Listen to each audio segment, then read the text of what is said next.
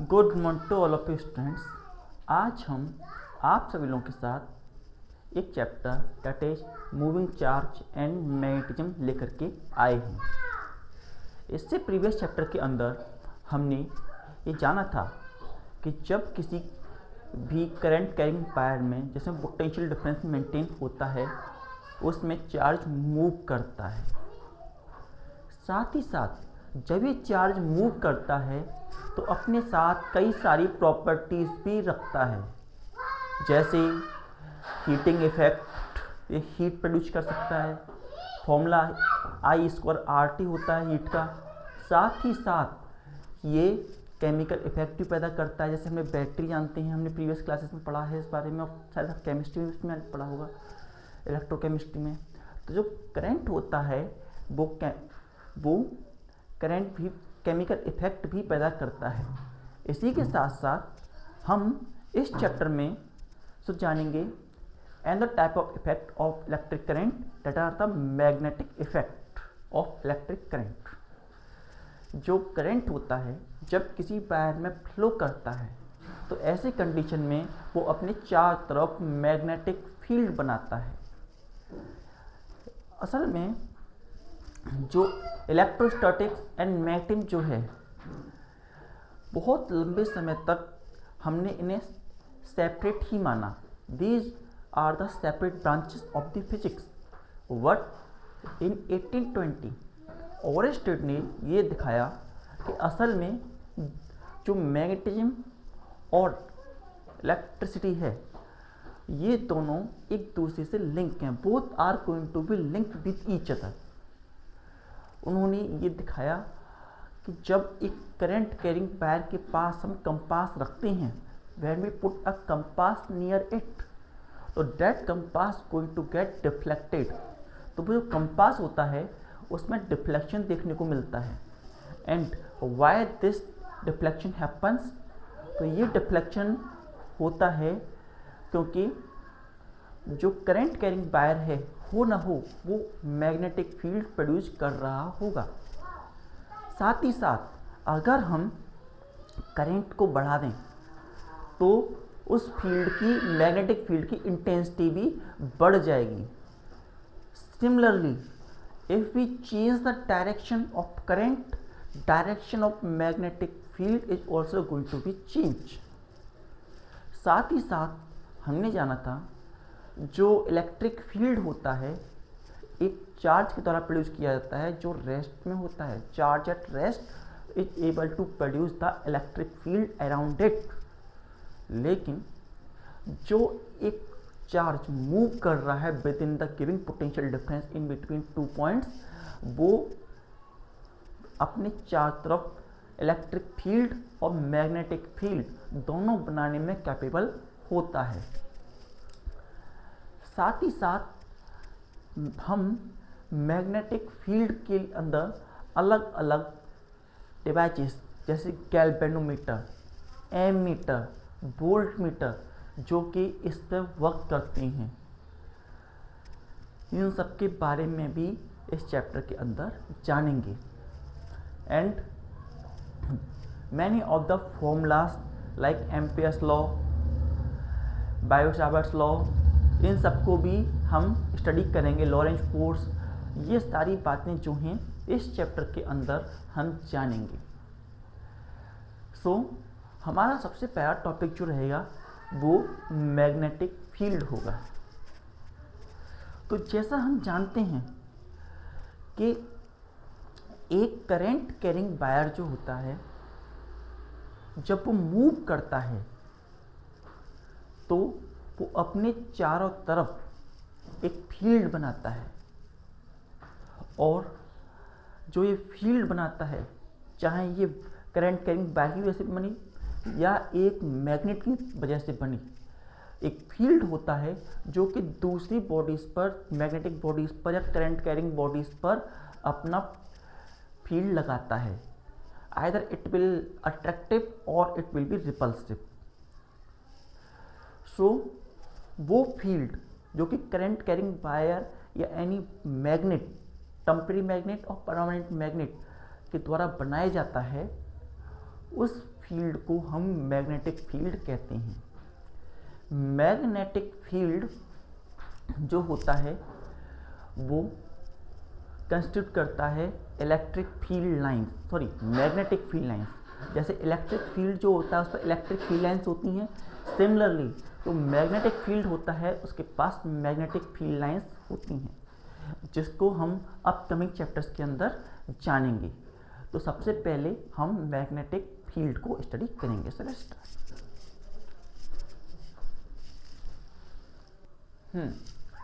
तो टॉपिक है magnetic field.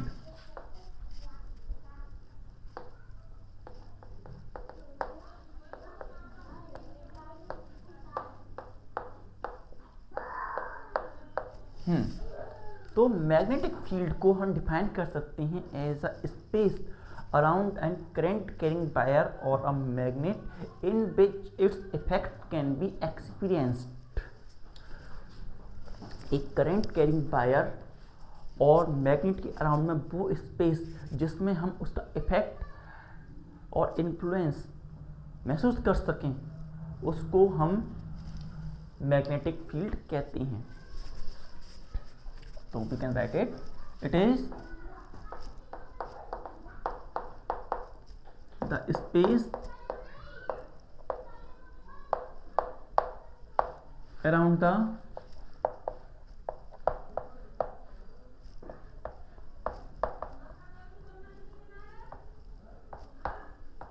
current carrying wire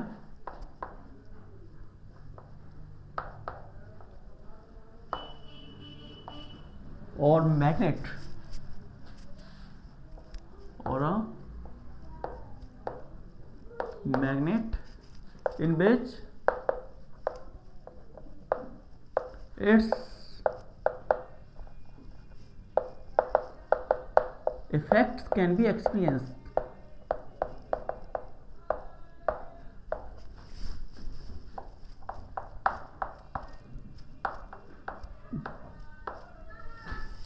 आप सपोज कीजिए कि हमारे पास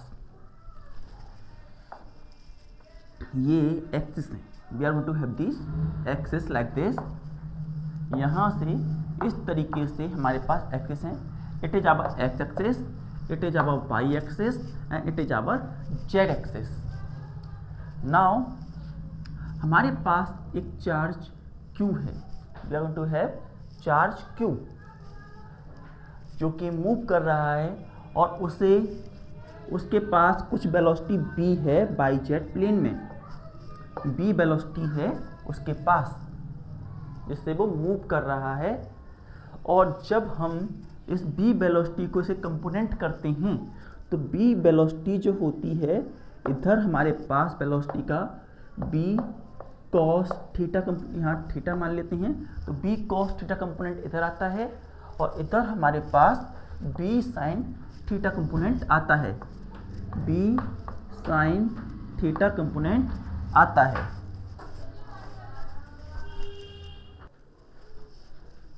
एंड यहाँ पर इस एक्स डायरेक्शन में हमारा मैग्नेटिक फील्ड लगा हुआ है, सब it is the magnetic field.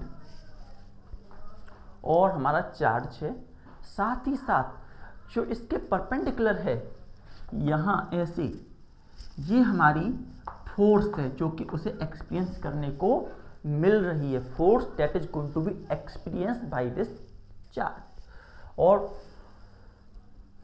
तो ऐसी कंडीशन में जो हमारा फोर्स होगा वो किन किन चीज़ों पर डिपेंड करेगा।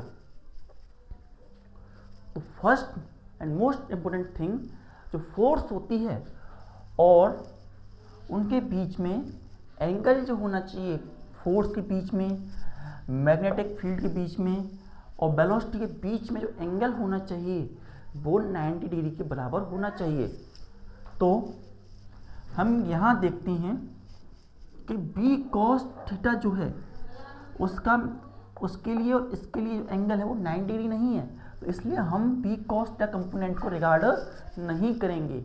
लेकिन हम यहाँ देखते हैं कि ये एंगल और ये एंगल एंड यहाँ से ये एंगल, ये भी 90 डिग्री है ये भी 90 डिग्री है और ये भी 90 डिग्री के बराबर है। तो ये तीनों जो हैं 90 डिग्री के हैं, ये थीटा हमारा है। नाउ जो फोर्स लग रहा है वो किस तरीके से डिपेंड करेगा, तो जो फोर्स है किसी भी बॉडी पर वो डायरेक्टली प्रोपोर्शनल होता है। Force is directly proportional to charge. जितना ज़्यादा चार्ज होगा उतना ज़्यादा हमारे पास फोर्स लगेगी। साथ ही साथ थर्ड पॉइंट वेलोसिटी, लेकिन कंपोनेंट ऑफ द वेलोसिटी कौन सा कंपोनेंट, जो कि परपेंडिकुलर है। परपेंडिकुलर कौन सा है, साइन थीटा कंपोनेंट। तो हमारे पास B sine theta component of the velocity के डायरेक्टली प्रोपोर्शनल होगा। और साथ ही साथ जो मैग्नेटिक फील्ड है उसके भी डायरेक्टली प्रोपोर्शनल होगा। तो F is directly proportional to magnetic field. तो ये 3 पॉइंट हमारे पास जो मैग्नेटिक फोर्स होती है वो इन 3 टर्म्स के इक्विवेलेंट होती है।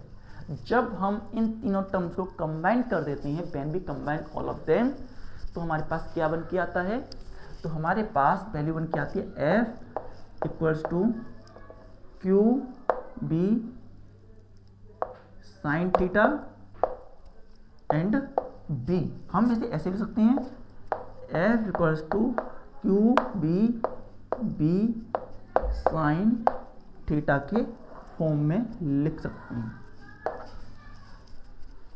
नाउ जो मैग्नेटिक फोर्स लग रही है वो मैक्सिमम कब होगी और मिनिमम कब होगी, तो देखिए इसके लिए हम थीटा को देखेंगे। हो सकता है कि मैग्नेटिक फील्ड जीरो हो जाए तो हमारी फोर्स जीरो हो सकती है, या फिर मैग्नेटिक फील्ड हो लेकिन चार्ज रेस्ट में हो, वेलोसिटी ही ना हो तो जीरो हो सकती है, या फिर चार्ज ही ना हो तो जीरो हो सकती है, न्यूट्रल हो। तो ये कंडीशन हमारी बन सकती हैं। लेकिन अगर हमारा चार्ज भी है, चार्ज के पास वेलोसिटी भी है और मैग्नेटिक फील्ड भी है, तो इसके बाद भी अगर जीरो बन रहा है तो हम देखेंगे एंगल को। तो हम एंगल के बेसिस पर बोलें तो जो फोर्स लग रही है, फोर्स वो मैक्सिमम होगी। Force will be maximum. Maximum कब होगी, जब साइन थीटा की वैल्यू मैक्सिमम होगी। और साइन थीटा की वैल्यू मैक्सिमम कब होती है, जब थीटा की वैल्यू 90 डिग्री के बराबर होती है। When theta is equals to 90 degree, in this condition value is going to be maximum. So force की वैल्यू हमारे पास हो जाती है क्यू बी साइन 90, और साइन 90 की वैल्यू जो होती है वो 1 के बराबर होती है। तो ऐसी कंडीशन में जो हमारे फोर्स की वैल्यू निकलेगी वो क्यू बी के बराबर निकल करके आएगी, क्यू बी के बराबर निकल के आएगी। नाउ फोर्स मिनिमम कब होगी, when the force will be minimum, जब थीटा की वैल्यू ऐसी हो जिस पर कि हमारा थीटा की वैल्यू मिनिमम हो, उस कंडीशन में फोर्स की वैल्यू भी मिनिमम आएगी। तो ऐसी कंडीशन में फोर्स मिनिमम कब होगी, when the force will minimum when theta equals to 0, because at theta equal to 0 sine theta की वैल्यू 0 होती है। तो फोर्स हमारे पास हो जाती है क्यू बी साइन 0, और साइन 0 पर वैल्यू 0 हो जाती है। तो फोर्स की वैल्यू हमारे पास हो जाती है 0 के बराबर। फोर्स की वैल्यू 0 के बराबर हमारी हो जाती है।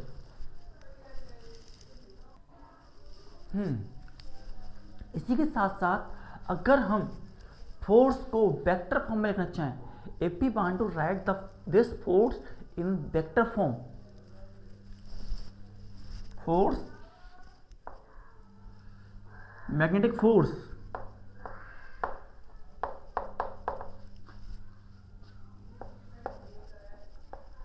ये वो फोर्स है जो कि एक्सपीरियंस की जाती है जब एक चार्ज मैग्नेटिक फील्ड में होता है। तो ये कितनी फोर्स होती है, तो वेक्टर फॉर्म में अगर हम कहें वेक्टर फॉर्म, इन वेक्टर फॉर्म जो फोर्स की वैल्यू निकल के आती है वो q और वेलोसिटी, और ये तो हम इसलिए लिख सकते हैं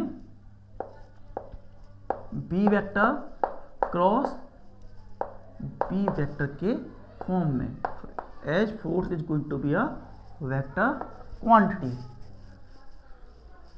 इसी के साथ साथ अगर हम एक वर्क और करें कि हम t से डिवाइड इधर कर दें और t से डिवाइड और मल्टीप्लाई करें, तो इस फॉर्मूले को हम थोड़ा सा चेंज भी कर सकते हैं। तो हम इस फॉर्मूले को लेंगे इस फॉर्म में, वेक्टर फॉर्म में थोड़ा सा आपको कंफ्यूजन होगा। तो फोर्स का फॉर्मूला हमारे पास ये है, अगर हम क्यू बी बी फॉर्मूला है टी का मल्टीप्लाई और टी का डिवाइड और टी का मल्टीप्लाई अगर हम कर देते हैं तो क्या बनेगा हमारे पास, तो यहाँ पर Q upon T B T B के फॉर्म में हमारे पास वैल्यू ऑब्टेन होगी। नाउ जो फोर्स है हमारे पास वो हमारे पास I और वेलोसिटी टाइम लेंथ के बराबर होता है। अगर हम मान लें L हमारी वायर की लेंथ है और वहीं B हमारे पास मैग्नेटिक फील्ड B है, तो IBL ये भी एक फॉर्मूला होता है हमारे मैग्नेटिक फील्ड का। जैसे कि हम यहाँ पर देख पा रहे हैं, ये हमारी फोर्स है, ये मैग्नेटिक फील्ड है, ऐसी कोई वायर है, वायर की कुछ लेंथ होगी और उसका कुछ करंट फ्लो कर रहा होगा उसमें, उस पर मैग्नेटिक फील्ड होगा, तो उसकी वजह से फोर्स हम निकाल सकते हैं। जैसे कि हमने इसमें इस फॉर्मूले में किया कि हमारे पास चार्ज था और इधर से इधर हमारे पास मैग्नेटिक फील्ड था और यहाँ से कुछ यहाँ से ऐसे हमारे पास जो था हम देख पा रहे हैं, यहाँ से हमारे पास यहाँ से हमारे पास इन दोनों के बीच में था, और उसी तरीके से अगर हम यहाँ से लें तो इस तरीके से हमारे पास फील्ड बन रहा था। तो उस फील्ड को लेते हुए हमने ये वैल्यू को देखा कुछ इस तरीके से, ये वेलोसिटी के बीच में और फोर्स के बीच में, ये वेलोसिटी और मैग्नेटिक फील्ड के बीच में, ये फोर्स और इनके बीच में, सबके बीच में एंगल जो बन रहा है वो 90 डिग्री का एंगल बन रहा है। तो इसलिए हमने, क्योंकि 9 डिग्री पर जो वैल्यू मिलती है मैक्सिमम मिलती है, इसे भी हम वेक्टर फॉर्म में लिख सकते हैं। वेक्टर फॉर्म में हम लिखेंगे तो F I L vector cross B vector का फॉर्म हमारे पास निकल करके आता है इसके लिए, और force equals to I L B sine theta, इस फॉर्म में हम इसको लिख लेते हैं। Note it down.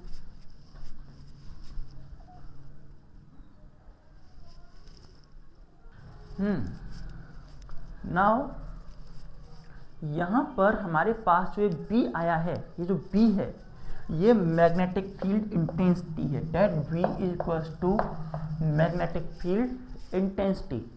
तो अगर हम इसकी वैल्यू अगर निकालना चाहें तो मैग्नेटिक फील्ड इंटेंसिटी की value of magnetic field intensity, value of V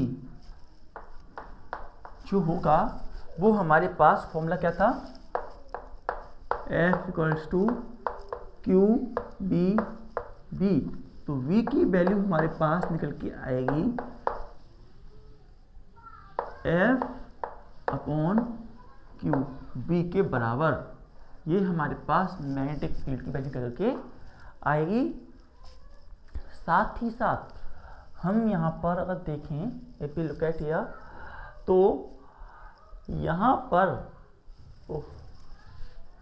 B, साथ ही साथ जो हमारी इस B जो है यहाँ पर हमारा मैग्नेटिक फील्ड इंटेंसिटी है, B is equal to magnetic field intensity, जो मैग्नेटिक फील्ड है उसकी कितनी इंटेंसिटी है वो हमें B से पता चल रही है। B gives us intensity of the magnetic field at a given point. अगर हम इसकी SI यूनिट की बात करें, मैग्नेटिक फील्ड की SI यूनिट की बात करें, तो इसकी SI यूनिट होती है टेस्ला। ऐसा यूनिट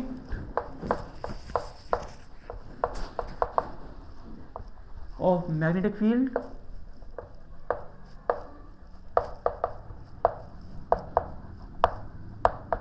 इस टेस्ला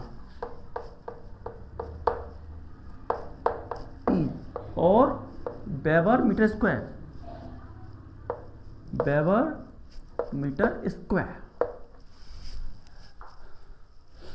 और अगर हम निकालना चाहें तो मैग्नेटिक फील्ड हमारे पास बी है, यहाँ पर हमारे पास ये 1 न्यूटन है, 1 कूलम है और मीटर पर सेकंड है। ये हमारे पास वैल्यूज हैं। तो हमारे पास जो वैल्यू बन जाती है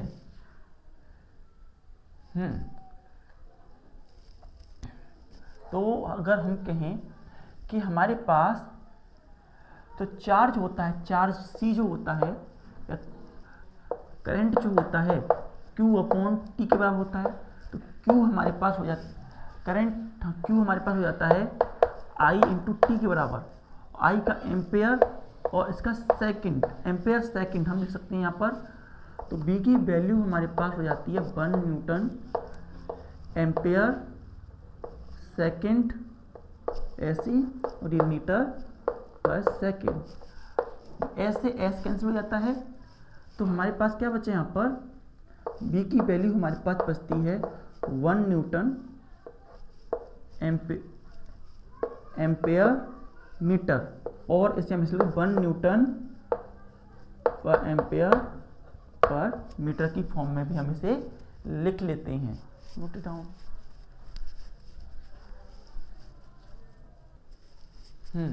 Next thing is the dimension of magnetic field intensity या dimension of B.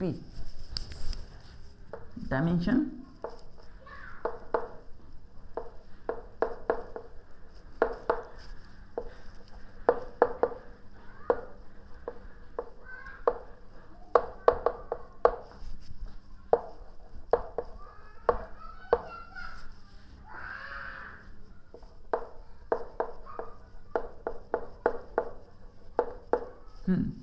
बी की डायमेंशन क्या क्या होते हैं। तो बी का डायमेंशन अगर हम देखना चाहें तो ये हमारे पास 1 न्यूटन पर एम्पेयर ये है। तो न्यूटन जो होता है उसका डायमेंशन होता है NLT-2 -1 एम्पेयर है। तो हमारे पास A-1 हो जाएगा। मीटर है तो हमारे पास L-1 के बराबर हो जाएगा। नाउ यहां से हम B को B का डायमेंशन निकाल सकते हैं। Dimension of B we are going to have, ये हो जाएगा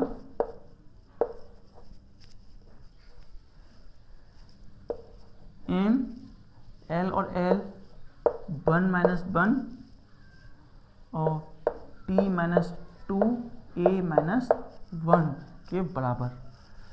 तो इससे हमारा L कंप्लीट हो नेगलेक्ट हो गया। तो M T-2 A-1 ये हमारे डायमेंशंस होते हैं मैग्नेटिक फील्ड के, मैग्नेटिक फील्ड इंटेंसिटी के डायमेंशन होते हैं। साथ ही साथ हम अगर बात करें 1 टेस्ला कितनी वैल्यू होती है, what is the value of 1 Tesla, तो वैल्यू ऑफ 1 टेस्ला कितना होता है,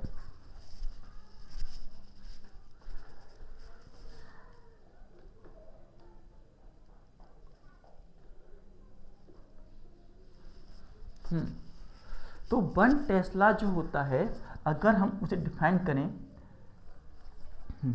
अगर 1 टेस्ला को अगर हम डिफाइन करना चाहें तो ऐसी कंडीशन में जब हमारी किसी भी वायर में या किसी भी दिए गए एरिया में जब 1 न्यूटन की फोर्स लगती है और 1 न्यूटन की फोर्स लगने से जो 1 एम्पियर ऑफ चार्ज करंट है 1 मीटर में फ्लो करता है, तो ऐसे कंडीशन में जो मैग्नेटिक फील्ड बनता है उसे ही हम 1 टेस्ला कहते हैं। तो ये हमारे पास 1 टेस्ला जो होता है बराबर होता है 1 एम्पेयर एंड मीटर के बराबर। ये वैल्यू हमारी 1 टेस्ला की निकल करके आती है। Note it down. इसके बाद अब सीखेंगे Biot-Savart's law. Now next term we are going to discuss the Biot-Savart's law.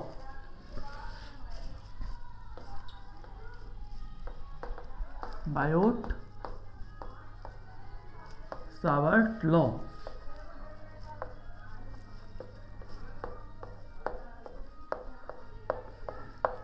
Biot-Savart law जो होता है उसे लैपलेस लॉ भी कहते हैं।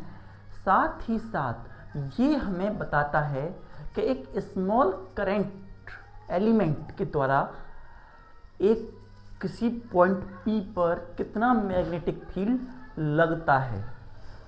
सपोज कीजिए कि हमारे पास एक वायर है। It is the wire we are going to have with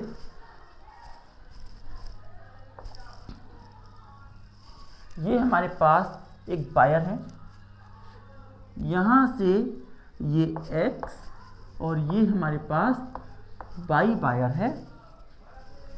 now कोई पॉइंट हमारे पास है, that point let's take that point is going to have us with point P और उसका डिस्टेंस हमारे पास ये पॉइंट O है। यहाँ से इसका डिस्टेंस हमारे पास R है। ये करंट और इसमें हमारे पास करंट फ्लो कर रहा है और करंट जो है इसमें I करंट फ्लो कर रहा है। इस वायर के अंदर I current is going to flow in it. यहाँ पर हमारे पास एक एंगल है, दैट इज एंगल थीटा। और इस थीटा के पास में जो ये लेंथ हमारी इसकी एक्स वाई से लेकर के जो लेंथ हमारे पास की है वो L है, लेकिन हम स्मॉल करंट एलिमेंट की जो लेंथ है सब यहाँ से हमारे पास एक स्मॉल करंट एलिमेंट है। It is the small current element we have to have with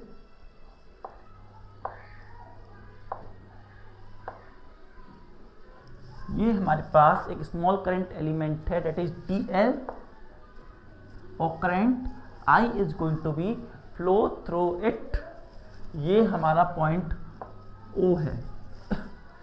तो इस करंट स्मॉल करंट एलिमेंट के द्वारा हमारे इस पॉइंट पर कितना मैग्नेटिक फील्ड लगाया जा रहा है ये हमें बायो-सावर्ट्स लॉ के द्वारा पता चलता है। नाउ जो हमारे पास ये स्मॉल करंट एलिमेंट है इसे हम बोलेंगे AB। That small current element is said to be AB। और इसके द्वारा जो मैग्नेटिक फील्ड लगाया जा रहा है वो है हमारा DB।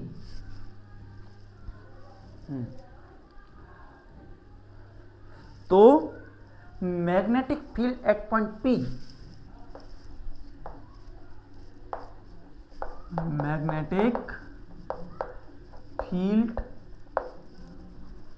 Magnetic field at a point P पर जो मैग्नेटिक फील्ड है इज डायरेक्टली प्रोपोर्शनल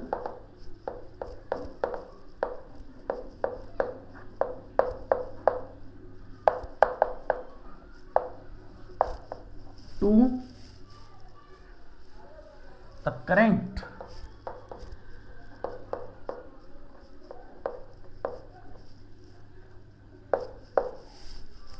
जो करंट इस वायर में फ्लो कर रहा है उसकी इंटेंसिटी पर जो हमारा मैग्नेटिक फील्ड होता है वो डायरेक्टली प्रोपोर्शनल होता है। DB is directly proportional to I।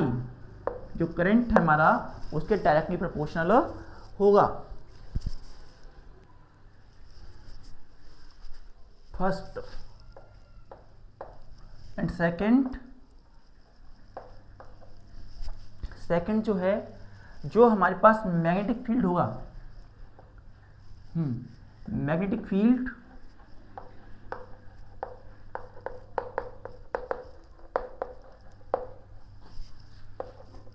at a point P is directly proportional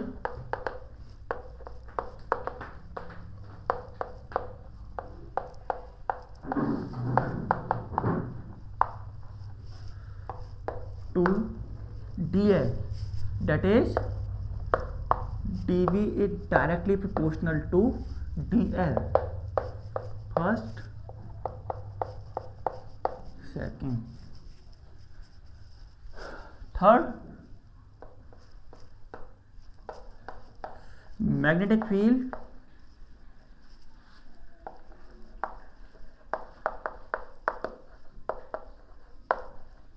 is directly proportional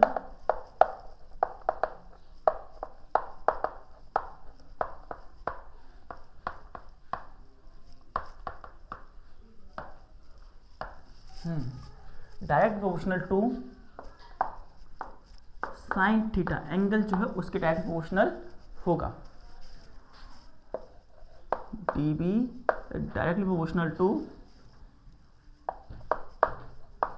sign theta, and जो मैग्नेटिक जो एंगल यहाँ पर बन रहा है थीटा के साइन कंपोनेंट के साथ ही साथ मैग्नेटिक फील्ड जो है इनवर्सली प्रोपोर्शनल होगा तो डिस्टेंस फ्रॉम द वायर, ये जो वायर है और इसके बीच में कितना डिस्टेंस है इसके इनवर्सली प्रोपोर्शनल होगा।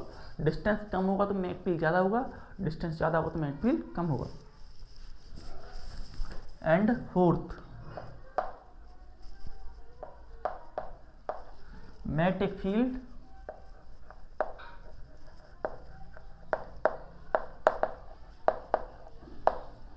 Is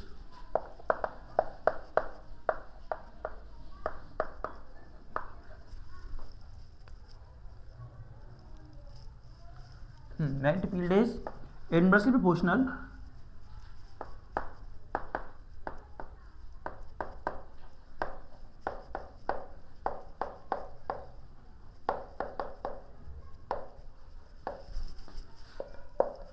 to the distance in between the wire. Distance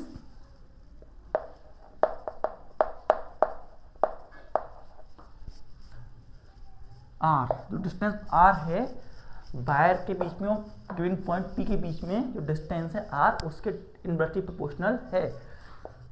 small current element dB is inversely proportional to r square. Third, fourth, हम इन चारों को कंबाइन करके जब लिखते हैं तो dB हमारे पास dB हमारे पास बनता है directly proportional to IDL r square sine theta. ये हमारे पास वैल्यू निकल के आती है on combining equation first, second, third, fourth. कह सकते हैं from equation first, second, third and fourth. साथ ही साथ हम अगर इसे CGS सिस्टम में लाएं, इन CGS सिस्टम या सबसे पहले उसकी बात करेंगे। यहाँ हमारे पास जो मैग्नेटिक फील्ड B है, अगर इस मैग्नेटिक फील्ड B की वैल्यू हम निकालना चाहते हैं तो यहाँ पर हम मैग्नेटिक फील्ड की जो वैल्यू है इसकी प्रोपोर्शनल हटाते हैं, कांस्टेंट लगाते हैं, तो हमारे पास dB की वैल्यू अगर हम कोई कांस्टेंट सपोज कांस्टेंट k लेते हैं, k equals to IDL r square sine theta के बराबर बनता है। Now in CGS system, in CGS system जो हमारे पास k की वैल्यू होती है वो 1 होती है, k की वैल्यू 1 के बराबर होती है। तो हमारे पास जो dB की वैल्यू हुई value of D V become equals to I D L R square sine theta के बराबर डी वी की वैल्यू करके आती है। Value of D V become equals to I D L R square sine theta के बराबर value करके आती है। वहीं इन ऐसे सिस्टम, इन एसआई सिस्टम जो होता है के की वैल्यू हमारे पास म्यू अपॉन 4 पाई के बराबर होती है। तो जब हम के की वैल्यू यहाँ पुट करते हैं तो डी वी की वैल्यू हमारे पास mu upon 4 pi I D L R square sine theta के बराबर वैल्यू बनती है। ये यहाँ पर जो हमारा म्यू है, म्यू इससे हम परमिएबिलिटी बोलते हैं।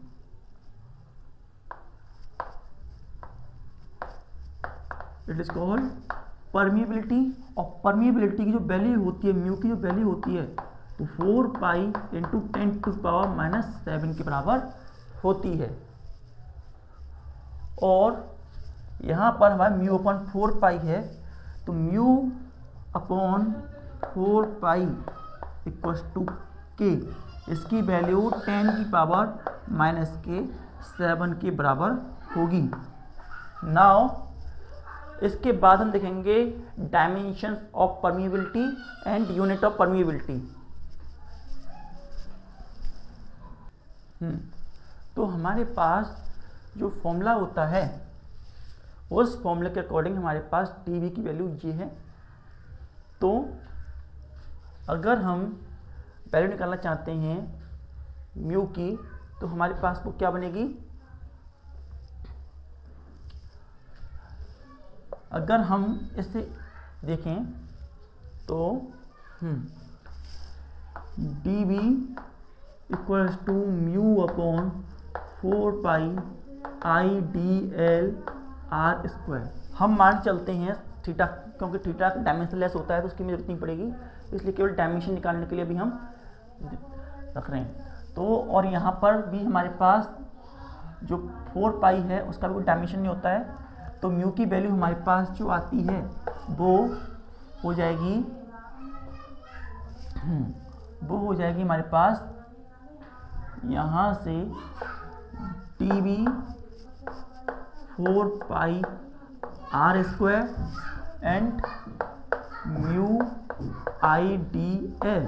तो म्यू की वैल्यू जो होती है हमारे पास हो जाती है, म्यू की वैल्यू जो हमारे पास आएगी वो क्या जाएगी, यहाँ से D V 4 pi R square and I dot D L के बराबर वैल्यू बनती है। नाउ यहाँ पर डी वी जो टी है हमारा वो टेस्ला है, यहाँ पर मीटर स्क्वायर हो जाएगा, यहाँ करंट एम्पेयर हो जाएगा, यहाँ पर मीटर आ जाएगा। तो हमारे पास इसकी value tesla and metre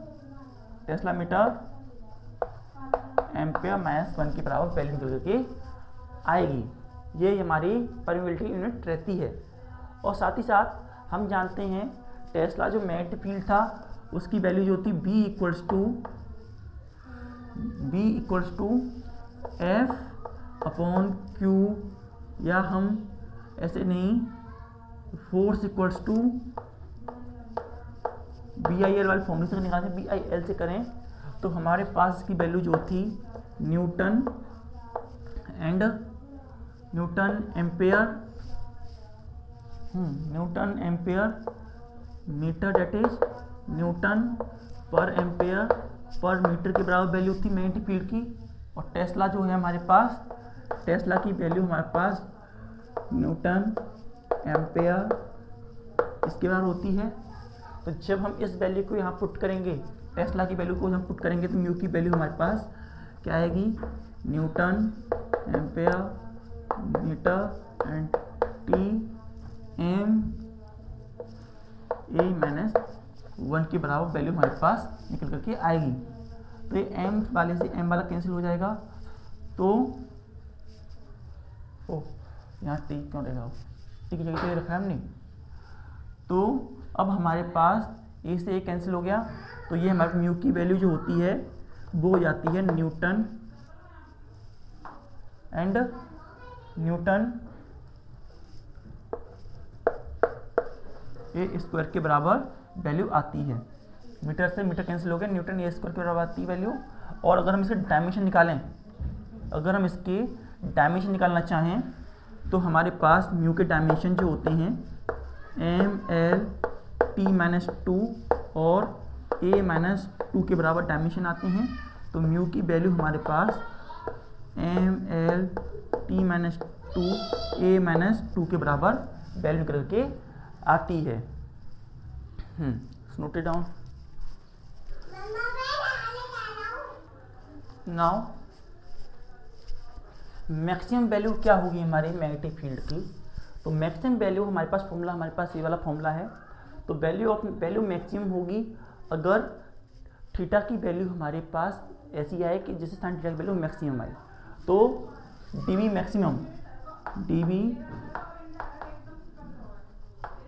maximum तो ऐसी कंडीशन में अगर थीटा की वैल्यू 90 का होगी, value of theta equal to 90 degree, तो ऐसी कंडीशन में जो हमारे पास डी बी होगा mu upon 4 pi I dot D L R square sine 90, और साइन 90 की वैल्यू 1 के बराबर होती है।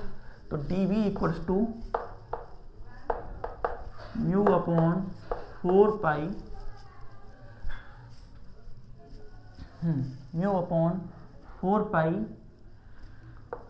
आई डी एल आर स्क्वायर के बराबर हमारे पास वैल्यू निकल के आती है।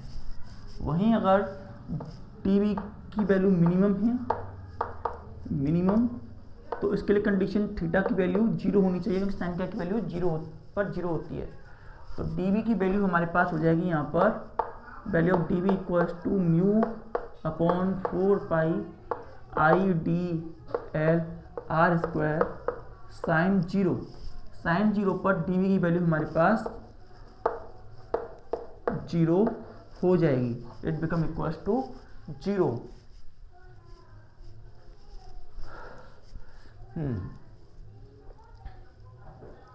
Note it down.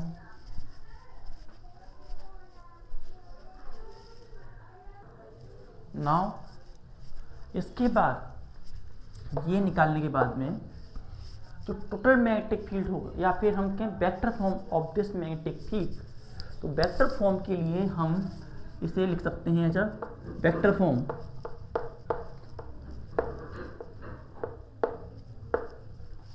Vector form के लिए हमारे पास इसे हम डिपेंड कर देते हैं D B vector equals to mu upon 4 pi I, तो हमारा स्केलर है। यहाँ हम एक एलिमेंट जो हमारे पास डी एल वेक्टर है, इसके साथ साथ एक वेक्टर और ले लेते हैं आर वेक्टर, इस तरीके से।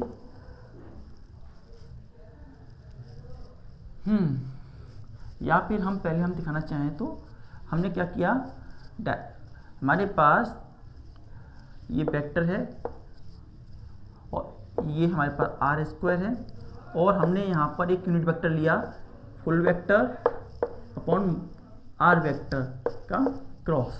इस तरीके से हमारे पास यहाँ जानते हैं यूनिट वेक्टर डायरेक्शन दिखाता है R full vector upon R के फॉर्म में हमने यहाँ पर लिया और हमने यहाँ पर उसे पुट कर दिया। तो डी वी की वैल्यू हमारे पास जो यहाँ बन के आती है वो mu upon 4 pi I D L vector cross R vector और आर क्यूब के बराबर वैल्यू निकल करके आती है। It's a value we have to have for the magnetic field.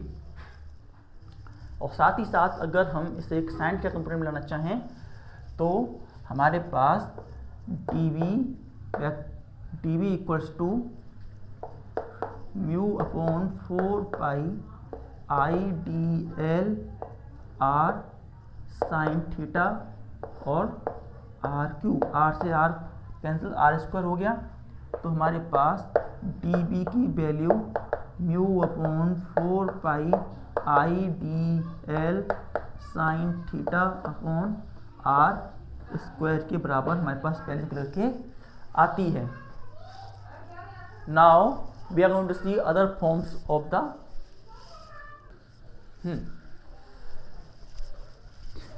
जैसा कि हम जानते हैं एक टर्म जो हमने प्रीवियस चैप्टर में पढ़ा, current density. We know that current density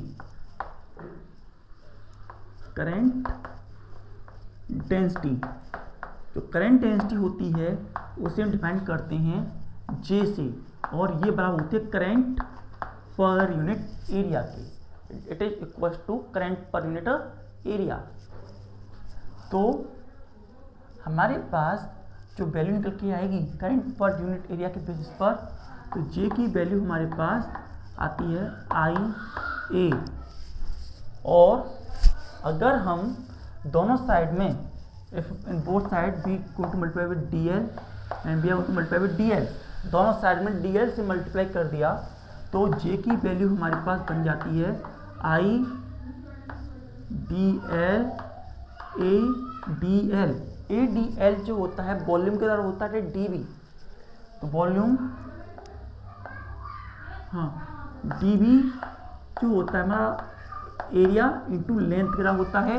तो हमारे पास J equals to IDL DV, तो IDL हमारे पास JDV के बराबर हो जाता है।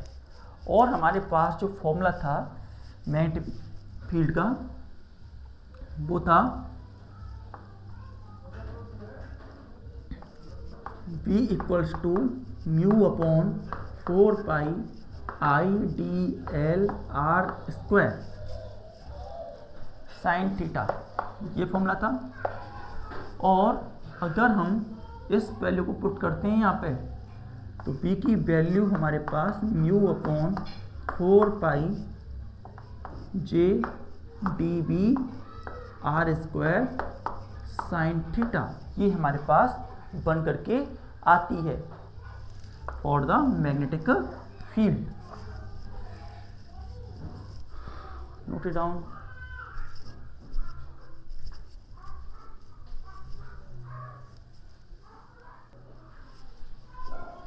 नाउ हम अगर इसे वेक्टर फॉर्म में लिखना चाहें, now we are going to write it in vector form.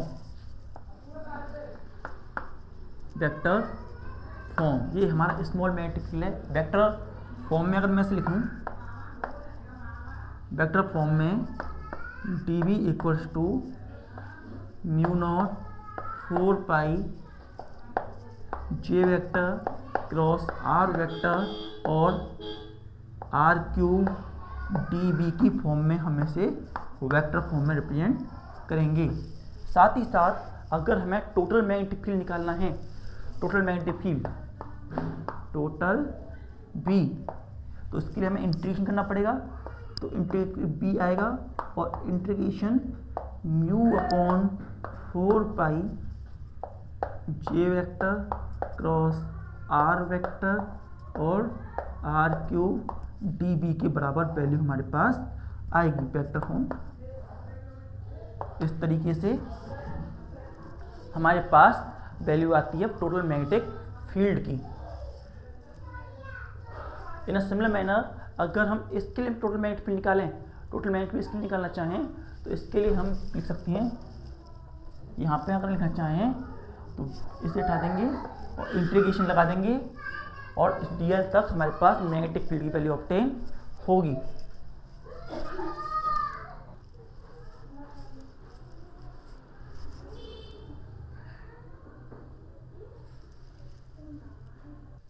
Now next thing, हमारे पास एक टर्म और हो सकता है। जैसा कि हम जानते हैं जो करंट I होता है वो dQ अपॉन dt के बराबर होता है। Current I is equal to dQ upon dt। Now इसमें अगर हम दोनों साइड DL का मल्टीप्लाई करते हैं, multiplying both side with DL, multiplying both side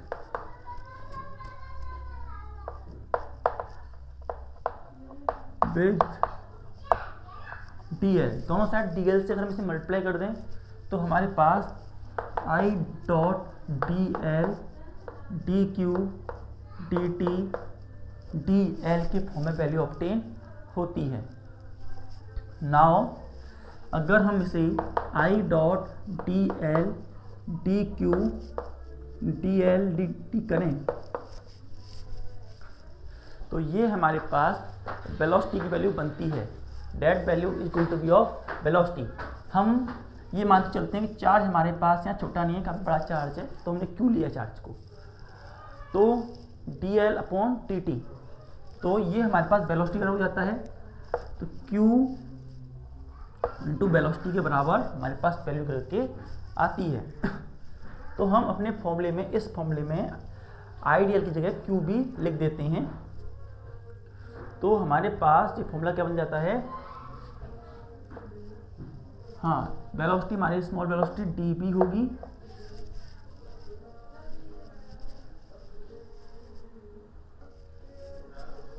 या फिर 4 ऑफ सेकेंड, हाँ, हम इसे वी ही रखते हैं। नाउ हमारे पास जो मैग्नेटिक फील्ड है, magnetic field that we are going to be have B, B की वैल्यू हमारे पास म्यू अपॉन 4 पाई, यहाँ से Q B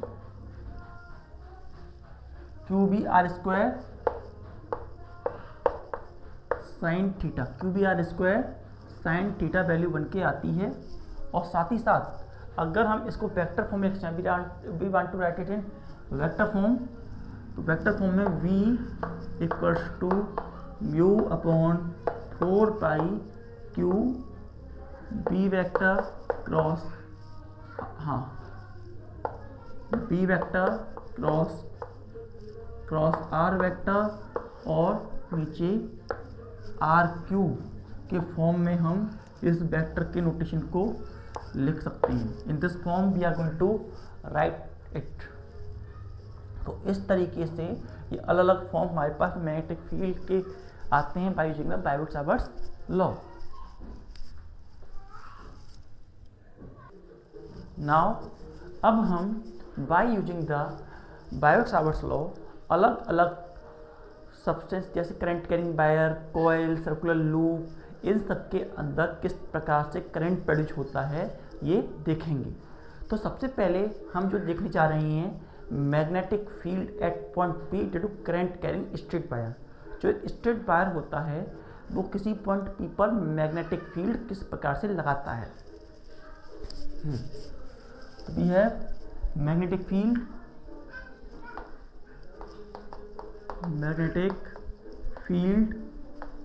eight point P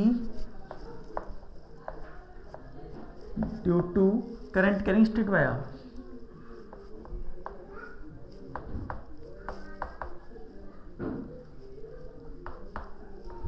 current carrying straight wire. कितना मैग्नेटिक फील्ड लगाया जाता है एक करंट कैरिंग स्ट्रेट वायर के द्वारा एक पॉइंट पी पर। तो इसे देखने के लिए हम पहले डायग्राम बनाएंगे। हमारे पास ये एक वायर है और इस वायर पर हम एक पॉइंट O लेते हैं और O के स्ट्रेट लाइन में हमारे पास एक पॉइंट P है जिसका डिस्टेंस हमारे पास, जो डिस्टेंस है हमारे पास वो A के बराबर है। ये वायर हमारा X एंड Y वायर है, that wire is equal to X and Y। साथ ही साथ हमारे पास कोई पॉइंट है ये, let us take that point B C, और इस पॉइंट से हमारे पास एक करंट है जो कि यहाँ से होता हुआ यहाँ पर लग रहा है। कुछ इस तरीके से इस पॉइंट पर मैग्नेटिक फील्ड जो है वो लग रहा है। यहाँ वायर के अंदर जो करंट है, current I is having to be flow in the wire. जो करंट I है वो वायर में फ्लो कर रहा है और यहाँ पर एंगल जो है वो थीटा है और यहाँ पर एंगल जो बन रहा है उस एंगल को हमने बोला फाई। और इन दोनों के बीच में जो एंगल है वो 90 डिग्री के बराबर है। यहाँ पर करंट I फ्लो कर रहा है और ये स्मॉल एलिमेंट हमारे पास dl है और यहाँ से लेकर के यहाँ तक का डिस्टेंस है वो हमारे पास डिस्टेंस है l और स्मॉल करंट एलिमेंट हमारे पास dl है। तो ये सारी बातें हमारे पास यहाँ पर आती हैं। इसके साथ साथ हमारे पास जो पॉइंट हैं, हम अगर देखें यहाँ से यहाँ और यहाँ से यहाँ, तो हमने ऐसा बताया ये दो एंगल जो हैं वो, ये जो एक ट्रायंगल बन रहा है OCP, सी पॉइंट OCP, जो ट्रायंगल बन रहा है ट्रायंगल OCP, या हम POC भी कह सकते हैं, लेकिन हमने OCP लिया। इसमें हमारे पास एंगल 90 प्लस ये angle phi plus angle theta equals to 180 के बराबर है और यहाँ पर phi plus theta is equals to 180 degree के बराबर है। 180 माइनस 90 के बराबर है और ये 90 हमारे पास 90 देता है। साथ ही साथ अगर हम फाई की वैल्यू निकालना चाहें 90 के टर्म में, तो 90 माइनस फाई की वैल्यू हमें ये ऑब्टेन होती है। नाउ इसी ट्रायंगल में हम अगर कॉस, एक बात था, P से C का डिस्टेंस जो है वो हमारा R है। Distance in between P and C is equal to vector है हमारे पास, दैट इज R वेक्टर। ये हमारे पास P और C के बीच में डिस्टेंस जो है R वेक्टर के बराबर है। नाउ यहाँ से इस ट्रायंगल POC में हम tan cos फाई और tan फाई की वैल्यू भी निकाल लेते हैं, क्योंकि उनकी वैल्यू हमें आगे जरूरत पड़ेगी। तो cos फाई, जो cos फाई है उसकी वैल्यू हमारे पास निकल के आती है, cos फाई की वैल्यू हमारे पास निकल के आती है, इसके लिए बेस है तो ये निकल के आती है A/R के बराबर। A/R के बराबर वैल्यू हमारी निकल के आती है। तो हम यहाँ पे R की वैल्यू अगर निकालें तो ये A/cos फाई के बराबर वैल्यू निकलती है। साथ ही साथ अगर हम tan फाई की वैल्यू निकालें, we want to find the value of tan phi, तो वैल्यू हमारे पास tan फाई है, उसकी वैल्यू हमारे पास परपेंडिकुलर अपॉन बेस तेरह होती है। तो परपेंडिकुलर हमारे पास L है और बेस A है, तो हमारे पास जो L की वैल्यू हो जाती है तो A tan फाई के बराबर होती है। A tan फाई के बराबर वैल्यू हमारे पास निकल के, A tan फाई के बराबर हमारे पास वैल्यू निकल के यहाँ पे आती है। साथ ही साथ यहाँ पे अगर हम देखें tan फाई की वैल्यू जो यहाँ पे है, अगर हम इसे डिफरेंशिएट कर दें, differentiating both side, differentiating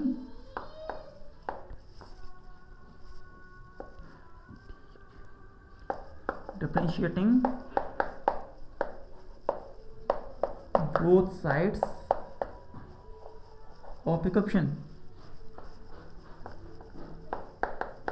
equation को दोनों साइड डिफरेंशिएट करने पर हमारे पास dl की वैल्यू जो आती है,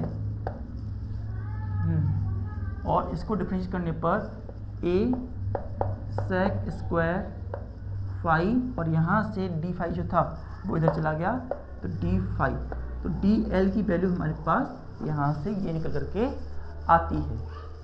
तो now after all this thing we are fully prepare to find out the formula of magnetic field at point P. Suppose कीजिए हमारे पास एक फील्ड यहाँ से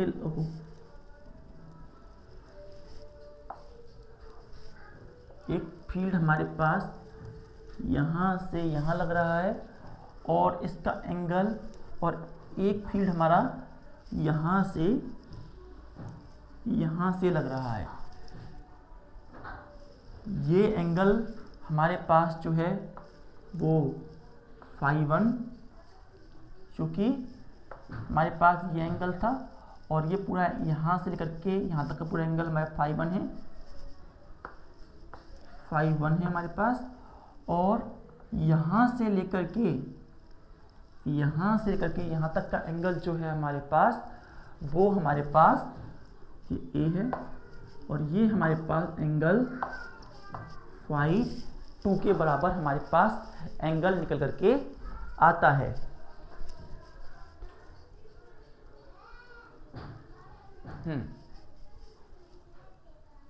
now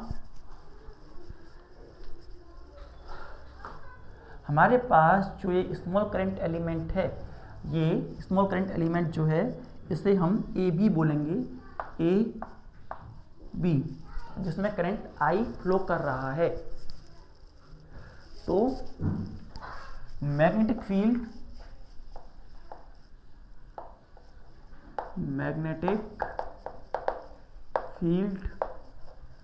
at a point P, magnetic field at point P due to small current element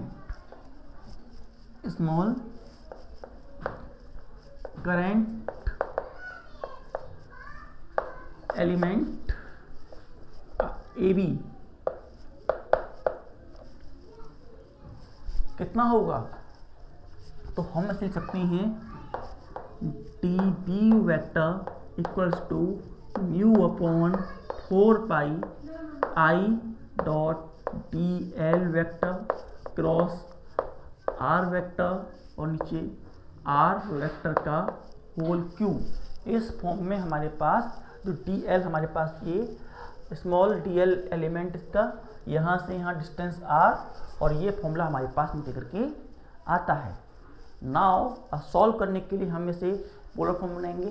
तो यहाँ पर dB की वैल्यू हमारे पास हो जाती है म्यू अपॉन 4 पाई, I को हमने ले लिया, DL R sine theta, DL R sign theta upon R cube. R से R कैंसिल होता है, तो dB की वैल्यू हमारे पास जो निकल के आती है तो mu upon 4 pi I DL R square sine theta के बराबर वैल्यू हमें ऑब्टेन होती है। नाउ इसके बाद में हमारे पास जो हम देख रहे हैं थीटा की वैल्यू हमारे पास 90 माइनस 5 के बराबर होती है। तो 90 माइनस 5 अगर हम यहाँ रखते हैं तो dB की वैल्यू हमारे पास क्या होगी, dB की वैल्यू हमारे पास mu upon 4 pi I DL R square sine 90 minus 5 के बराबर वैल्यू निकलती है। तो साइन 90 माइनस 5 जो होता है हमारा cos 5 के बराबर होता है। तो dB की वैल्यू हमारे पास mu upon 4 pi I DL R square, ये हमारे पास cos 5 के बराबर वैल्यू आती है। That value become equals to cos 5। Now इसके बाद ये हमारे पास एक फॉर्मेट बनती है। अभी हमने R की वैल्यू निकाली ये, और एक L की वैल्यू निकाली ये दो वैल्यू हमने यहाँ पर निकाली थी DL की और आर की। तो ये दोनों वैल्यूज़ हम यहाँ से उठा करके यहाँ पे पुट कर देंगे। तो पुट करते हैं value, putting the values, putting the values of DL and R। तो हमारे पास B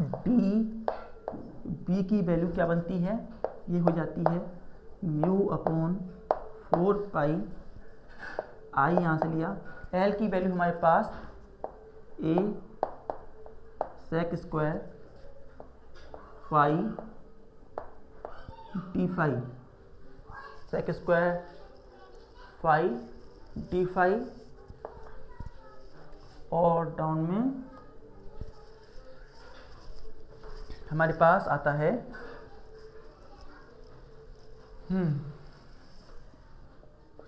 आर है तो ए कॉस फाई का whole square and cos phi, ये वैल्यू हमारे पास निकल करके आती है। ये वैल्यू हमारे पास निकल करके आती है। हम ज़रा जानते हैं जो हमारे पास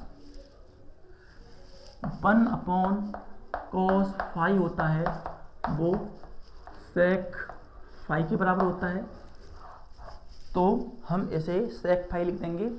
तो हमारे पास dB की वैल्यू क्या बनती है, dB की वैल्यू हमारे पास क्या बनेगी, ये हो जाएगी mu upon 4 pi I A sec square phi D phi, और यहाँ ए सेक फाई का होल स्क्वायर और इधर कॉस फाई, ये वैल्यू हमारे पास बनेगी। और साथ ही साथ में यहाँ पर हम सॉल्व करेंगे तो सेक स्क्वायर फाई, अभी अगर हम यहाँ पर स्क्वायर यहाँ से हटा करके स्क्वायर यहाँ स्क्वायर कर दें और यहाँ स्क्वायर कर दें तो सेक स्क्वायर से सेक स्क्वायर, और ये ए टाइम चला जाएगा।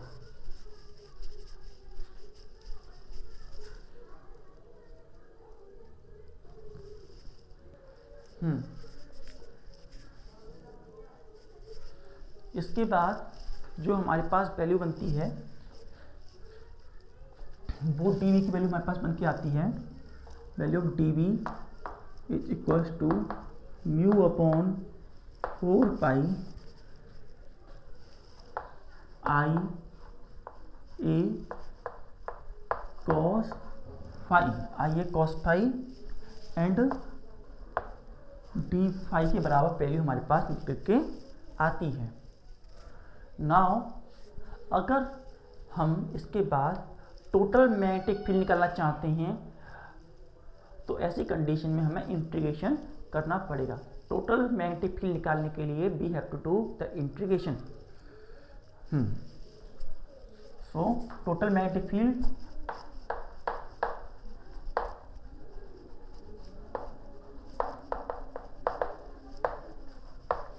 फ्रॉम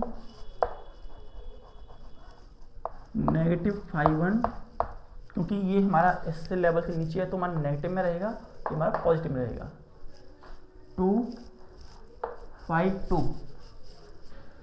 तो हमारे पास P की वैल्यू होती है इंटीग्रेशन नेगेटिव φ1 टू नेगेटिव φ2 के बराबर, और यहाँ आई ए cos phi D phi, I ए को हम बाहर निकाल लेंगे, आई ए को हमने बाहर निकाल दिया, और integration of negative φ1 negative φ2 cos phi D phi. Integration करने पर हमारे पास जो वैल्यू बचती है वो v equals to I A, cos का difference sine phi from -θ1 to -θ2 की फॉर्म में हमें मिलता है। जब हम यहाँ वैल्यू पुट करते हैं तो b की वैल्यू हमारे पास हो जाती है I/A sign φ2 minus sign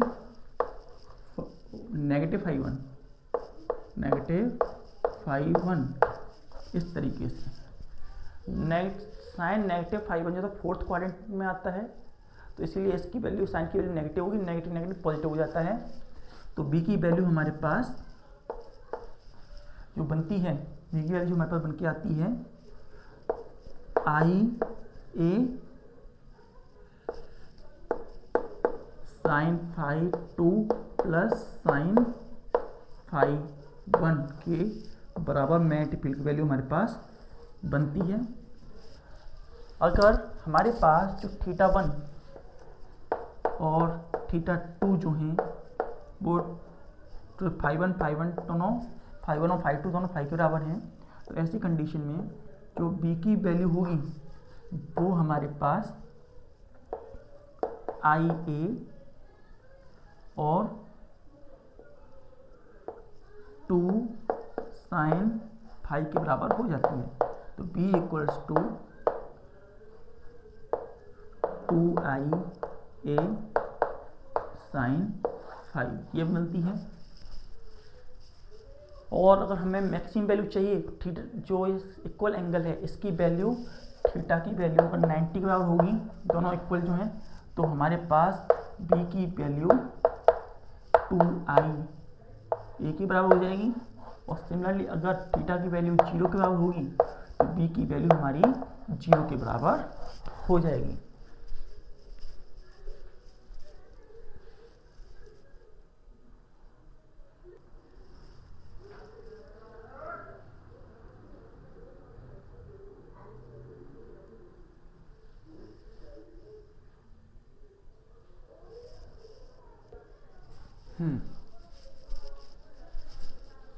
next to है magnetic field due to current carrying circular loop.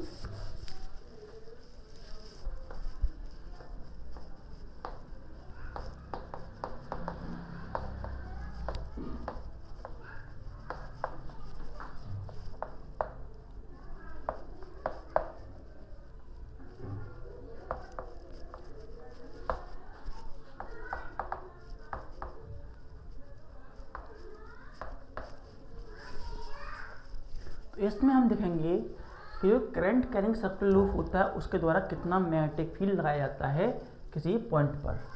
तो लेट अस टेक, हमारे पास 2 पॉइंट हैं लाइक दिस, और ये हमारे पास एक लूप है। It is the loop we are going to be have. Now यहाँ हमारे पास सेंटर है O, और यहाँ से सेंटर का डिस्टेंस जो है वो R है। यहाँ से करंट हमारे लूप में फ्लो कर रहा है। Current is having to be flow within the loop. Now in this loop we are going to take an small current element, this small current element, और यहाँ से करंट, इसमें current I हम flow करा रहे हैं। Current I is going to be flow in the wire. और ये जो है हमने लिया है, इस देखिए थीटा जो है परपेंडिकुलर के बराबर रहे। यहाँ पर जो एंगल है वो थीटा जो है वो 90 डिग्री के बराबर है। स्मॉल करंट एलिमेंट हमारे पास यहाँ DL है। तो जो मैग्नेटिक फील्ड लग रहा है एट पॉइंट P, ये हमारा पॉइंट जो है पॉइंट P है। तो magnetic field at point P, magnetic field at a point P, जो पॉइंट P है उस पर हमारा कितना मैग्नेटिक फील्ड लगेगा। तो ये हमारे पास हो जाता है DB equals to mu upon 4 pi, current हमारे पास I है D L vector cross R vector upon R cube के फॉर्म में हमारे पास वैल्यू निकल करके आती है। नाउ हम इसे जब सॉल्व करते हैं तो D V equals to mu upon 4 pi I ले लिया हमने D L R sine theta upon R cube, R से आर स्क्वायर बचता है। तो यहाँ पे हमारे पास वैल्यू जो आती है, value we are going to have D V equals to mu upon 4 pi I D L R square sine theta के बराबर। यहाँ पर हमने थीटा जो लिया है वो 90 बराबर है, theta equals to 90 degree to obtain the maximum magnetic field. तो डी वी की वैल्यू हमारे पास जो हो जाती है mu upon 4 pi I D L R square के बराबर।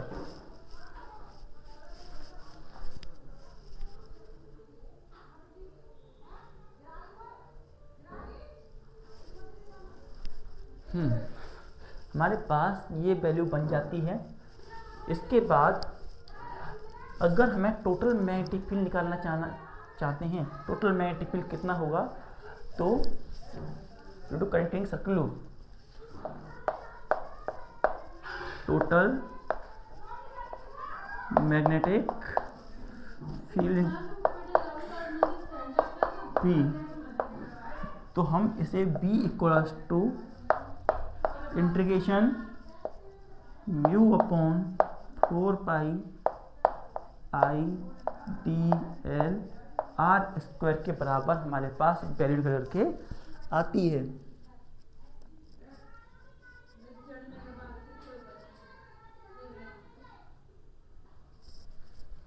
इसके बाद हम यहाँ से ये constant I constant R square constant, इस सबको हम बाहर निकाल देंगे। तो हमारे पास क्या बचता है यहाँ पे, what we are going to remain with v equals to यहाँ से mu upon 4 pi I R square integration of D L के फॉर्म में हमारे पास वैल्यू बचती है। जो डी एल है उसका इंटीग्रेशन में टू से पूरी सरकमफ्रेंस, तो इंटीग्रेशन डी एल जो होगा हमारा 2 पाई आर के बराबर होगा। इंटीग्रेशन जो होगा 2 पाई आर के बराबर होगा, तो हम इसकी जगह 2 पाई आर लिख देंगे। तो जो बी है हमारे पास वो mu upon 4 pi I R square 2 pi R के फॉर्म में, आर से आर कैंसिल हुआ, आर बचा। तो हमारे पास b equals to mu upon 4 pi I A और 2 पाई से 2 हुआ, तो हमारे पास b की वैल्यू जो हुई वो हमारे पास म्यू आई 2a के बराबर होती है।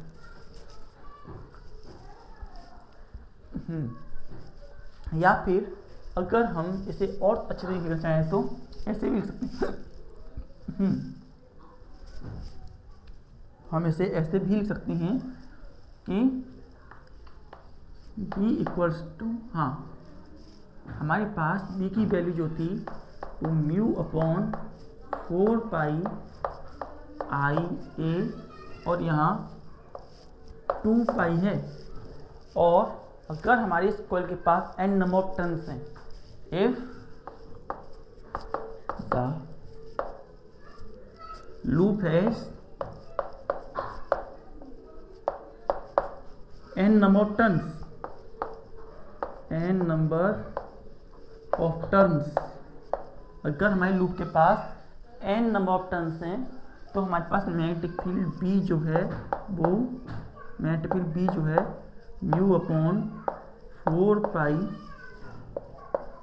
आई अपॉन ए 2 पाई एन के बराबर में वैल्यू बनती है, और जो हमारे पास 2 पाई एन जो है वो हमारे पास थीटा के बराबर ऑब्टेन होता है, थीटा के बराबर वैल्यू ऑब्टेन होती है। तो बी की वैल्यू हमारे पास म्यू अपॉन 4 पाई आई अपॉन ए थीटा के बराबर वैल्यू ऑब्टेन होती है। इस तरीके से या कोई जो एंगल बन रहा है उसके बेसिस पर हम इसकी वैल्यू को फाइंड आउट कर लेंगे।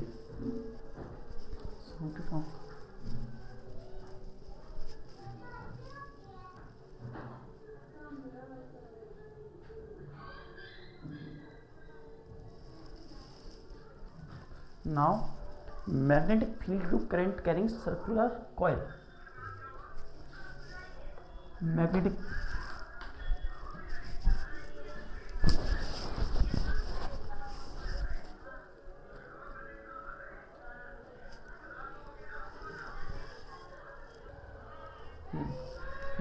field to current carrying circular ring. Magnetic field due to current carrying circular ring. Current carrying circular ring.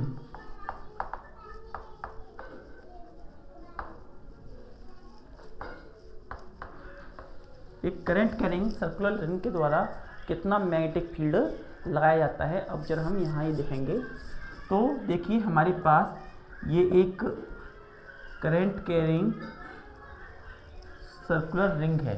It is a current carrying circular ring we have to have, और हम इसका centre O लेते हैं, और इस centre O से होता हुआ एक पॉइंट है, कोई पॉइंट पी, जिस पर ये फोर्स लगा रही है, और ये डिस्टेंस जो है हमारा वो x डिस्टेंस है। That distance is become equal to x। साथ ही साथ हम यहाँ से जो हमारी रिंग का डिस्टेंस है वो a है, और किसी स्मॉल करंट एलिमेंट इसमें हमारे पास करंट फ्लो कर रहा है। Current I is going to be flow, current I is going to flow within the ring, और यहाँ पर हमारे पास यहाँ से लेकर के यहाँ का डिस्टेंस जो हमारे पास है, ये डिस्टेंस हमारे पास है, और ये पॉइंट हमारे पास P के बराबर है। That point is become equal to P, और यहाँ से हमारे पास एंगल बन रहा है 90। ये हमारे पास लेट अस टेक पॉइंट यानी पॉइंट C, और ये हमारे पास पॉइंट है P। That point is equal to P we have to be have. Now इस पॉइंट P पर और इसका डिस्टेंस जो है वो हमारा R के बराबर है। दैट इन दोनों के बीच में डिस्टेंस है वो हमारा R के बराबर है। साथ ही साथ अगर हम यहाँ से इसी तरीके से फील्ड निकालें और यहाँ पर देखें यूँ, तो ये भी हमारा डिस्टेंस R के बराबर है, ये भी हमारा A के बराबर है। नाउ अगर हम बात करें मैग्नेटिक फील्ड की, तो मैग्नेटिक फील्ड ये हमारा C है, ये हमारे पास D है। तो हम यहाँ देख पा रहे हैं कि यहाँ पर हमारे पास मैग्नेटिक फील्ड B2 है, और इधर हमारे पास मैग्नेटिक फील्ड B1 है। It is a magnetic field B1 भी अलग है। अब जब हम magnetic field A due to C और ड्यू टू B को कंपोनेंट में डिवाइड करते हैं, तो पहले हमने इसे कंपोनेंट डिवाइड किया, तो ये हमारा इधर जा रहा है और ये हमारा इधर जा रहा है इस तरीके से। तो यहाँ पर हमारा जो इधर जा रहा है वो कॉस कंपोनेंट है, B कॉस थीटा कंपोनेंट है।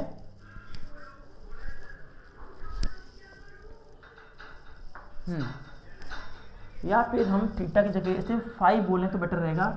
ये हमारे पास एंगल है फाई, इधर हमारे पास ये भी एंगल फाई है और ये भी एंगल हमारा फाई के बराबर है। और इधर हमारा बी कॉस फाई कंपोनेंट है, यहाँ हमारे पास बी साइन फाई कंपोनेंट है। इन अ सिमिलर मैनर हमने ये इसके लिए निकाला B2 के लिए। सिमिलरली अगर हम इसके लिए यहाँ से निकालते हैं ये B2 cos कंपोनेंट या B रहने देते हैं B। इस तरीके से यहाँ से भी अगर हम निकालें B1 के लिए तो B cos फाई और यहाँ से B साइन फाई, यहाँ एंगल हमारे पास फाई है। तो इस तरीके से हमारे पास ये फील्ड, ये पॉइंट P बन रहा है। It is a point P we are going to be have. Now यहाँ पर अगर हम देखें तो इसमें हम जो कंपोनेंट ले सकते हैं उसकी वैल्यू हम पहले, अगर हम इस ट्रायंगल को देखें तो उसमें हम ये देख पा रहे हैं कि कॉस्ट कंपोनेंट जो इक्वल एंड अपोजिट हैं और एक दूसरे को कैंसिल कर रहे हैं, लेकिन साइन कंपोनेंट जो है सेम डायरेक्शन में है। तो मैग्नेटिक फील्ड जो लगेगा, टोटल मैग्नेटिक फील्ड जो लगेगा वो केवल और केवल साइन कंपोनेंट के द्वारा ही लगेगा। तो हम यहाँ लिख देते हैं H cos phi component are equal and opposite, are equal and opposite, hence cancel each other, hence cancelled each other। एक दूसरे को कैंसिल कर देंगे। So magnetic field at point P, magnetic field at a point P is only due to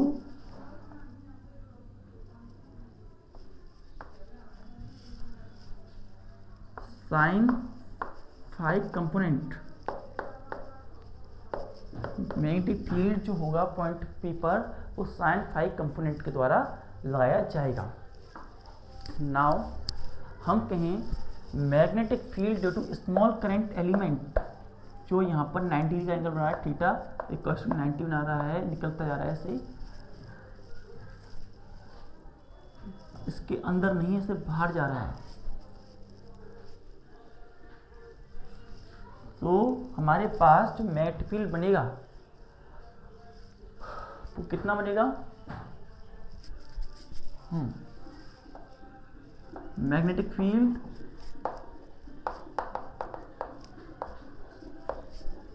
eight point P, magnetic field at point P due to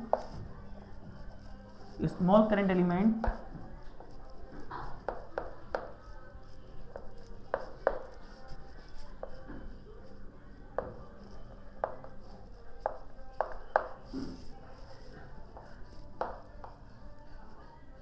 eight point C। तो इसकी value हमारे पास आती है dV equals to mu upon 4 pi, dV equals to mu upon 4 pi I dl vector cross r vector और r cube. यहाँ पर जब हम इसे लिखते हैं dV की वैल्यू हमारे पास आ जाती है mu upon 4 pi IDL r cube sine theta, r से r कैंसल, तो dB की वैल्यू हमारे पास हो जाती है mu upon 4 pi IDL r square sine theta. और यहाँ पर जो साइन थीटा है उसकी वैल्यू 90 के बराबर है, थीटा की वैल्यू हमने 90 रखी है। तो dV की वैल्यू हमारे पास mu upon 4 pi IDL r square sine 90, क्योंकि साइन 90 पर वैल्यू मैक्सिमम होती है इसलिए 90 के बराबर मानी है D B equals to mu upon 4 pi I D L R square. ये हमारे पास मैग्नेटिक फील्ड की वैल्यू बनती है। नाउ हम अगर ये देखें ट्राइंगल हमारे पास ये बन रहा है, it is triangle we to have, और इस ट्राइंगल में हमारे पास हाँ जो आर है इसकी वैल्यू हम निकालें हमारे पाइथागोरस थ्योरम, तो ये मतलब अंडर रूट ए स्क्वायर प्लस एक्स स्क्वायर के बराबर ऑब्टेन होती है वैल्यू।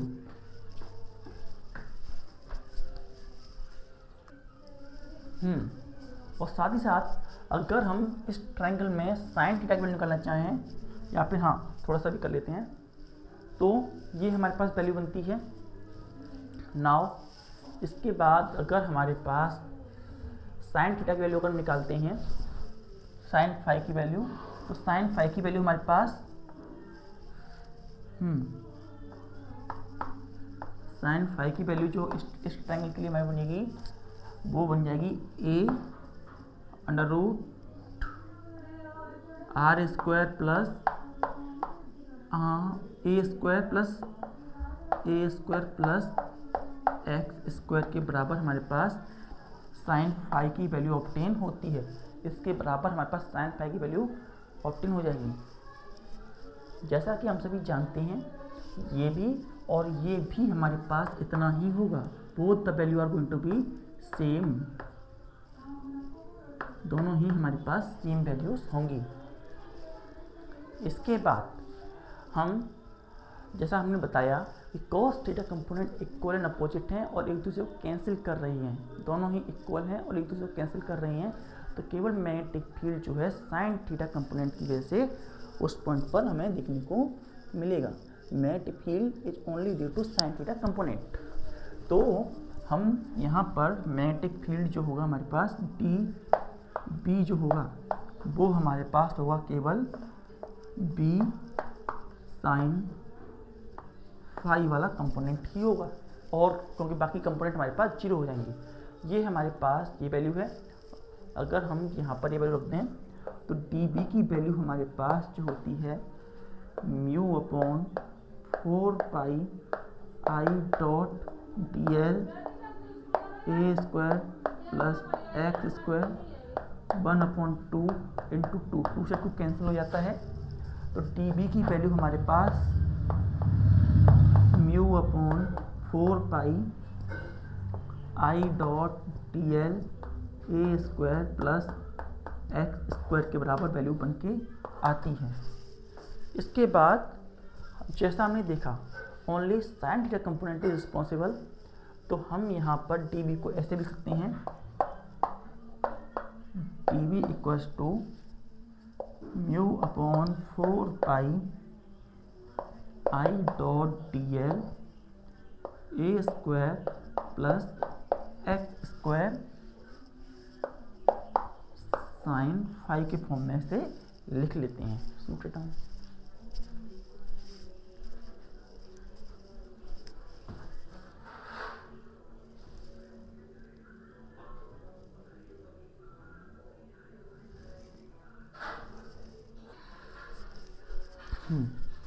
इसके बाद अगर हम साइन फाई की वैल्यू जो हमारे पास ये आई है इसे हम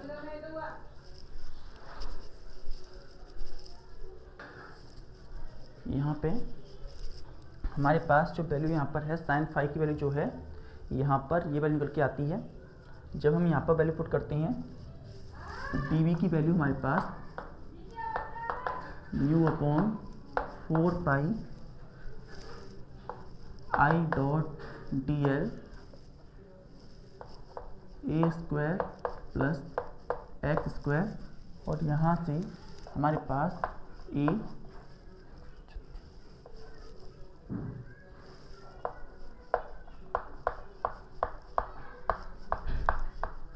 यहाँ पर ये वैल्यू हमारे पास निकलती है।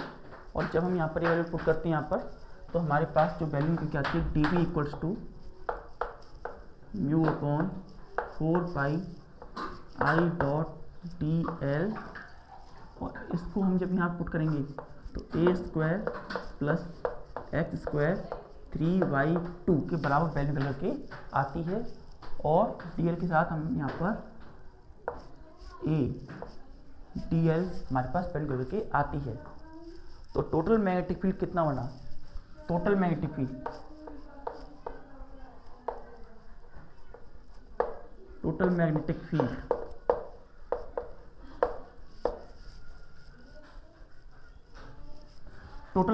फील्ड जो हमारे पास निकल के आता है वो हमारे पास निकल के आता है इंटीग्रेशन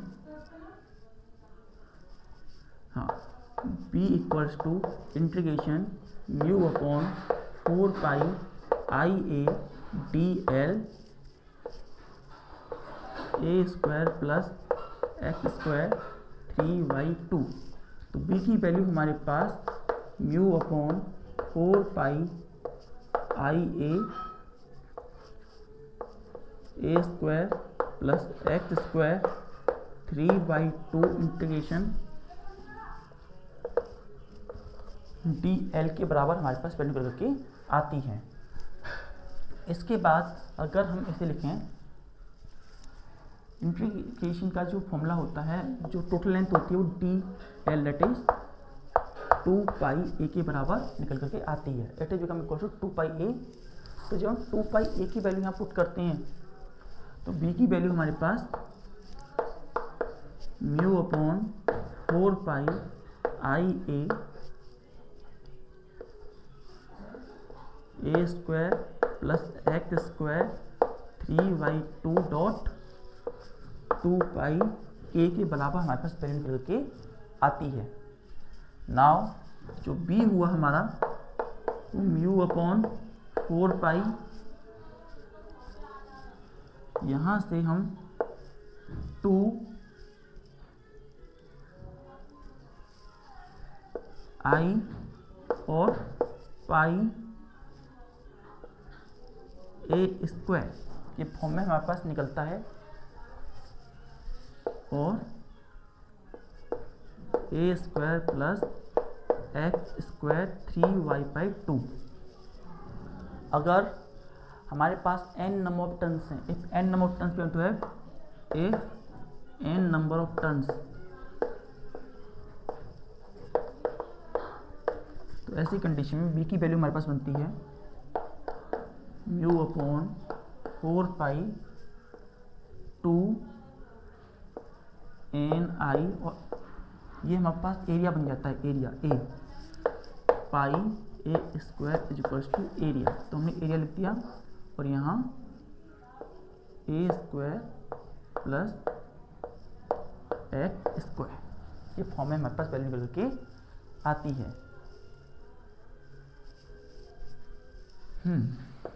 3/2। साथ ही साथ जो हमारे पास एन आई ए है, जो हमारे पास एन आई ए है, वो हमारे पास मैग्नेटिक मोमेंट एम की बराबर वैल्यू होती है। तो हम यहाँ पर एम रख देंगे, हम यहाँ पर एन आई की जगह एम रख देते हैं। तो हमारे पास वैल्यू जो बनती है, तो क्या वैल्यू बनती है, यहाँ लिख लेते हैं।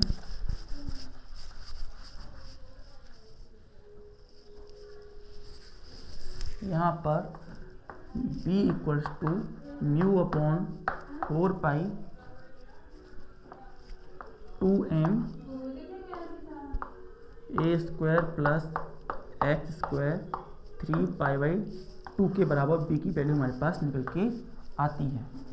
नाउ इफ जो हमारे पास a है बहुत बड़ा है एज कम्पेयर टू x, तो ऐसी कंडीशन में जो b होगा, b जो होगा हमारा वो बन जाएगा म्यू अपॉन 4 पाई 2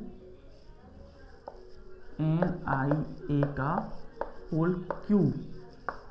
इस फॉर्म में हम इसे लिख सकते हैं। वहीं अगर हमारा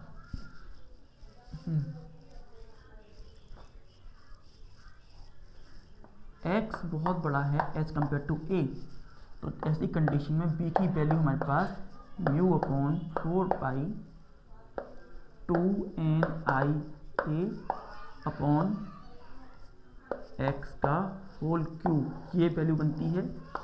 और इसे हम लिख देते हैं म्यू अपॉन 4 पाई 2m ए क्यूब, म्यू अपॉन 4 पाई और यहाँ 2m एक्स क्यूब, ये वैल्यू हमारे पास बनती हैं। तो इस तरीके से हम यहाँ पर मैग्नेटिक फील्ड की वैल्यू ऑब्टेन कर लेते हैं। Note it down.